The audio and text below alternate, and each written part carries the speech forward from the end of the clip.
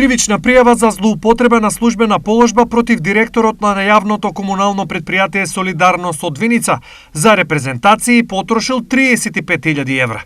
Пријавениот во периодот од 1 јануари 2014 до 22 ноември 2017 година, како директор на јавното комунално предпријатие Солидарност Виница, без претходно донесена одлука на управниот одбор и без финансиски план, од буџетот на комуналното предпријатие за репрезентации потрошил сума од 2.249.950 денари.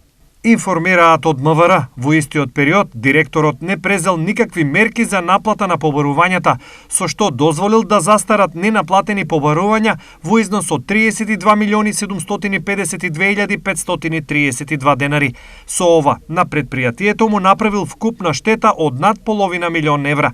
Истрагата посочува дека во овој случај постојат основи за сомневање за сторени две кривични дела: злоупотреба на службена положба и овластување и несовесно работење во службата.